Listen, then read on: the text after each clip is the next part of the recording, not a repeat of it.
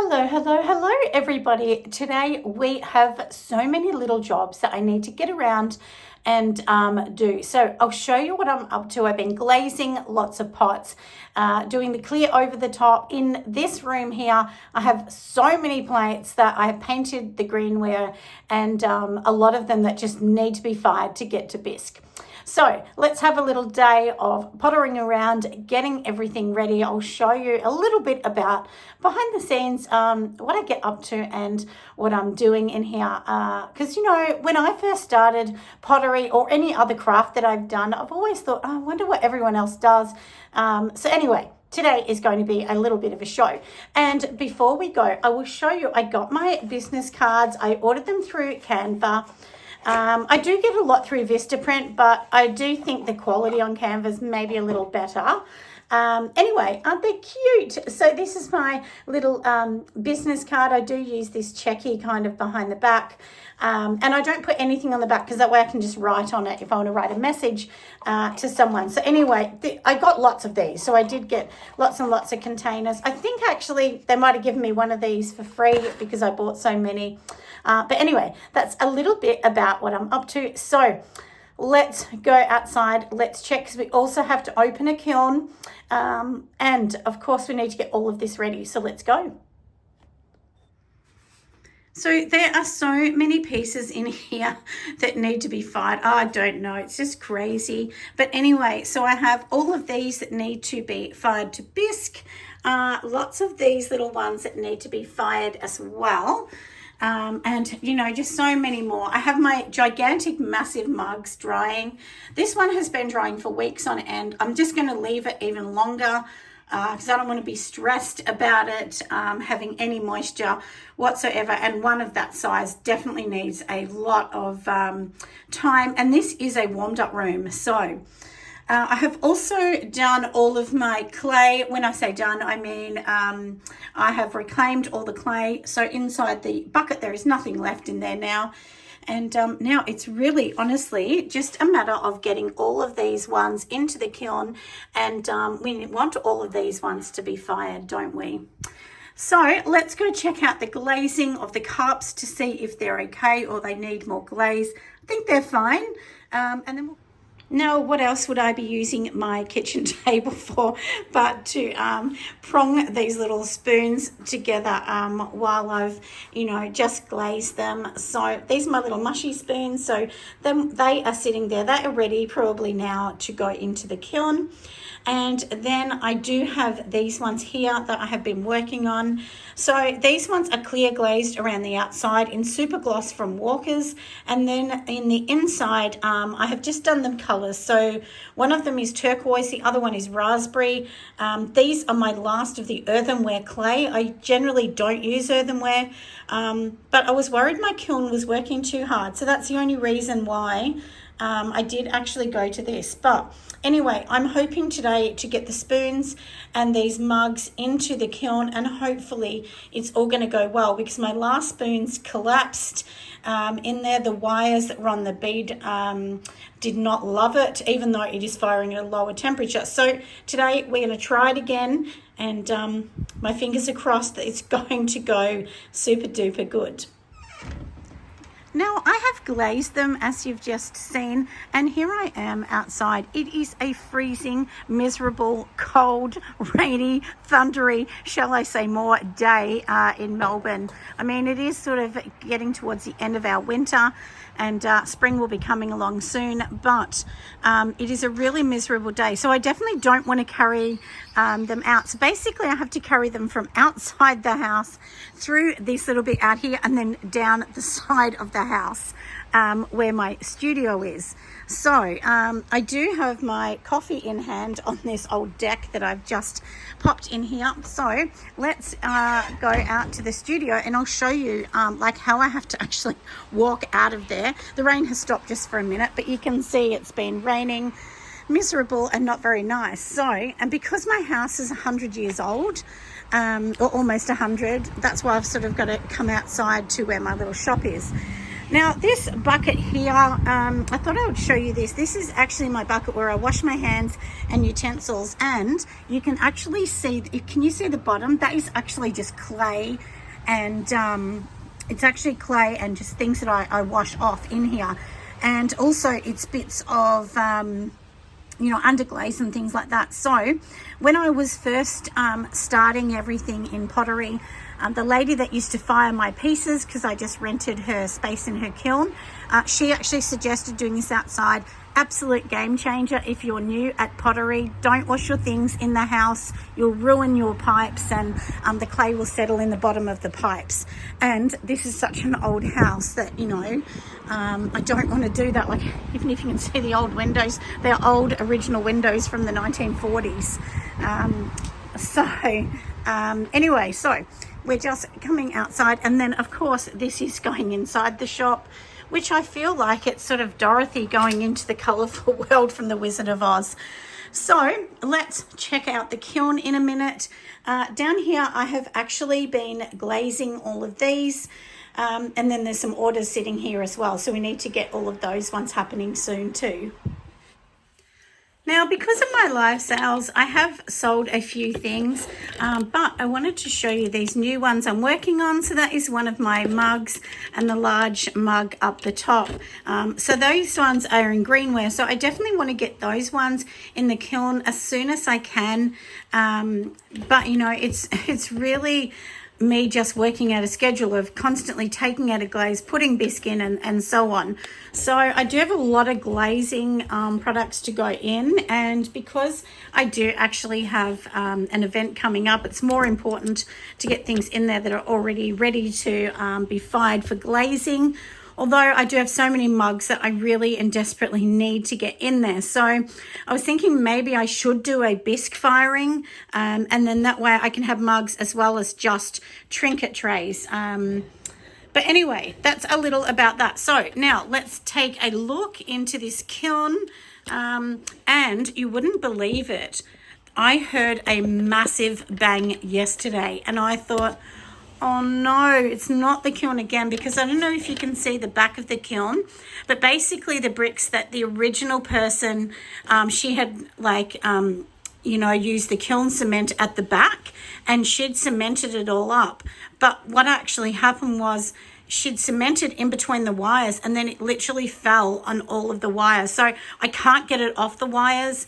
And the advice I was given from, the professionals that actually made these new elements for me, they said just keep using the elements until, they stop working, because otherwise the minute I take it out, they'll be broken. So, and they're all connected to one, because this is a phase 1 kiln.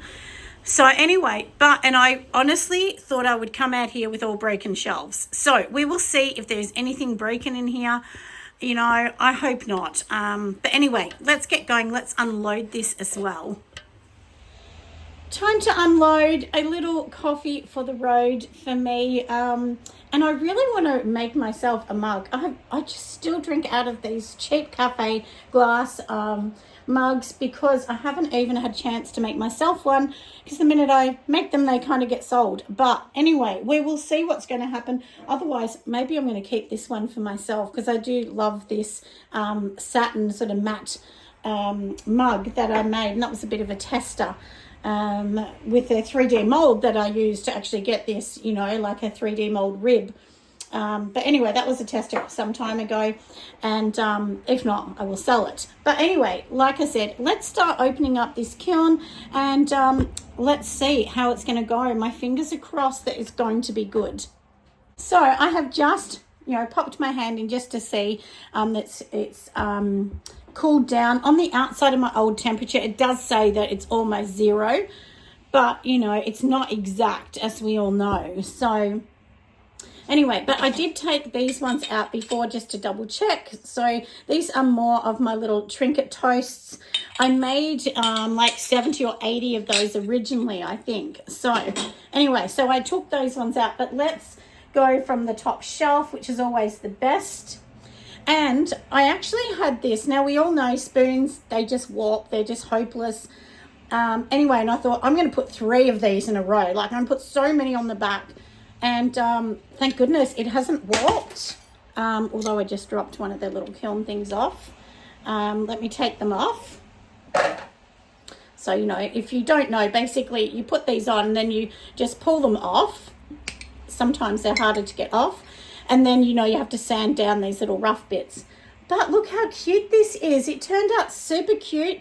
Do you know, and this, I glazed this, and this has been sitting on the rack for months because I was too scared to put it in. I thought, I'm just going to ruin it. It's just going to end up being like all the rest. But anyway, it's not. It's worked out perfect. So that's really exciting. I'm very excited that this one is, you know, flat enough for that. But anyway, that one's looking cute, isn't it? It's a great little salad server or something like that. But anyway, it was just a bit of a cutesy thing I made.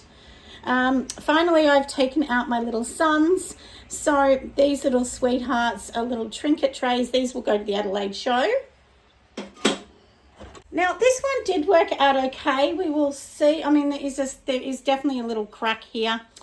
So that's no good, is it? But anyway, these are one of my little toast plates. So you can put your piece of bread on, but it looks like a little fairy bread. And anyway, I just thought it was cute. It definitely does have a crack. So the crack's only very minor. So we can probably still sell it. It will just be a second. So I'll have that in the seconds pile.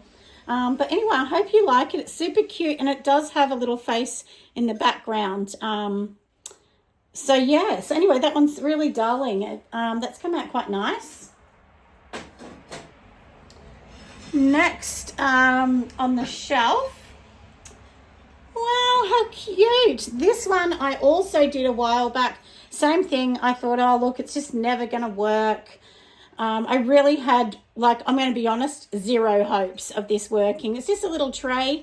And look, it's pretty straight as well, which is, I mean, so good. But I have also only last week redid my shelves like kiln wash. So note to self, I need to put kiln wash on more regularly than I was doing before. And but anyway, I hope you love it. I know it's hard to see, but it's really, really beautiful actually. So yeah, that's turned out super nice. And there is another angle of it. Hopefully I can show you a bit better.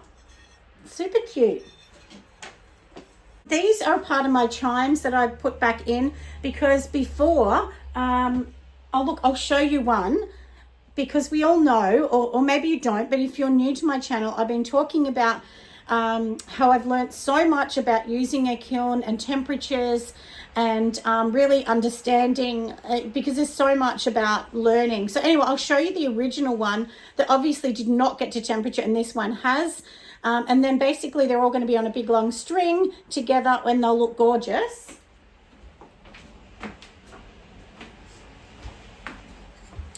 Now, if you can see the difference, this one's matte and it sounds quite hollow. It is definitely not as hard as it should be for a chime. So anyway, I'm really glad I redid this and I will put this one back in. I just didn't have room in this one. So I'll pop this in the container.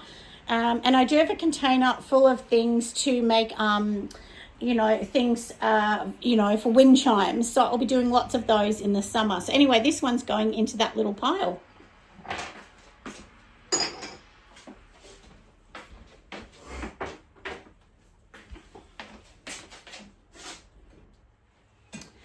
So we're taking the kiln shelf out. Now, this is my kiln shelf that I have obviously ruined it partly with that on there, which we will clean off.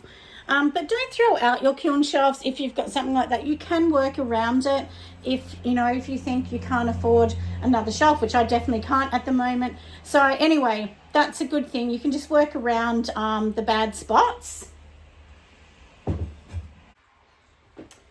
Now, this is another one. Look, I actually like this. So this was a glaze that I really hated. I thought it was hideous. And then I put this green, which is a matte, but because it's a gloss underneath, it is created this beautiful, let me see if I can show you better in the light, that like a greeny, anyway, a greeny kind of looks, it's just a little trinket one, but anyway, that looks quite pretty. So that will be my note to myself that I really do like that. So maybe I might do some more using, this is like a twinkle blue from Walker's, and then over the top I have put the Australian, I think it's the waterfall bush over the top. But anyway, that looks really nice. I will actually put in the description, I will put the 2 colours for this one, because that actually looks like really lovely if you want to use Australian glazes.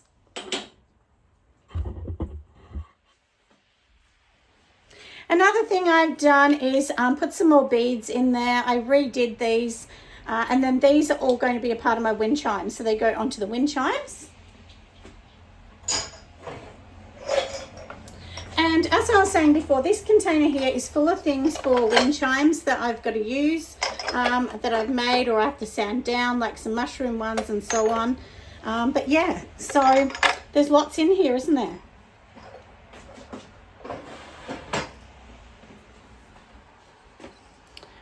Let's move you close. So I'm just going to move it to here. So inside here, I do have lots of these, which these are my alphabet ones. I've shown these before, but I have hundreds of them. So, and I just put them in a container and people can search through for their letters of their name. And I just do them all in random colours. There is no rhyme or reason. If I have extra underglaze on the plate, I just use that and then I wipe it off. Some more blues, green. So this green, so these lime greens, these are mint green and yellow underglazes from Kiwi. I've used to get that. So let's take off the Kiln furniture. Take off the next shelf, and I've said this before, I have definitely damaged the shelves, but I'm just working around them until I can afford a new one. So once again, we do have more of these, and look, this was a glaze. I don't know if you can see this glaze around the outside here. This one here I used, and by accident I bought a really small tub, and that has the zinc on it. Because I kept saying to the ladies from Walker's, why has this got a white? And she said it's the zinc in it. So that is for that. So yeah, you do definitely have to check it out. And even though it's considered a clear glaze, it does leave a white residue. So you have to check that out when you're buying things, you know. Look how cute this is. So this is a little coaster. I refired it because it wasn't fired right. It's fired very dark actually, and given, it's meant to be a white clay, but it's given kind of a stone kind of colour, which is fine. That's fine. And then we've got some little turtles. These ones here are my little magnets. We have another one of my little coasters, which is the whale. So we'll put these ones for the coasters.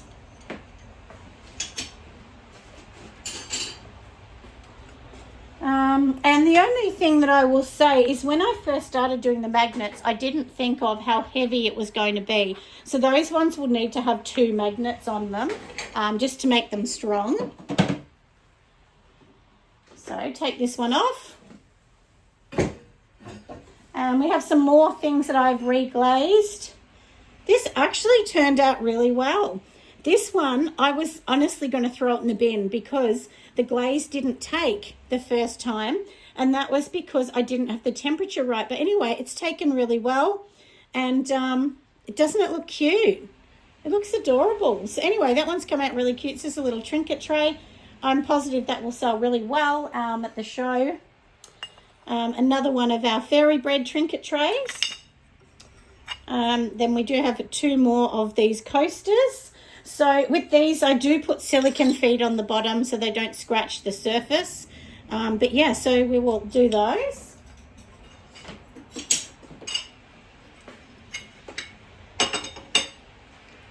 And what do I have next? Oh, isn't this sweet? It's so cute. So this was an older one that I did ages and ages ago, and that I could never get them looking the way I wanted them to look, and it's just because the temperature wasn't right in my kiln. But anyway, it does look really beautiful. This is one of my favorites as well, with the you know, what was the other one that we did before, which was a larger tray, which was the strawberry one. So these two, I think, have been one of my favorites coming out, but I hope you agree. I think they look just really lovely. So yeah, and this one has a beautiful pattern in the background. This one I have used 3D presses to be able to get that, and then these little tiny stars, I think might have been a tiny little cookie press. And then I've obviously underglazed that one. So these are looking so beautiful. I will have to do a bit of a live, or not a live, but maybe a little bit of a video for TikTok as well on these ones, and also for Insta. If you want to find me, I'm definitely on TikTok the most, because that's where I get the audience that actually buys my products from there. I'm really not on Facebook or Instagram that often at all. So, but of course you can find me on YouTube. So make sure you don't forget, I should say, to subscribe to my little baby channel, which is growing, and I'm really excited. And a huge thank you to all those gorgeous other potters that have been so nice and putting beautiful comments of encouragement for me on here, which has just really made me so much in a much more better place mentally. So a huge thank you to them. You just really don't know how sweet and kind those comments are. So anyway, a big thanks for that one. But let's spin the camera around. So we are going to end the video here, my loves. Thank you for watching once again, and I am going to see you lovely friends on my next video. Bye, friends.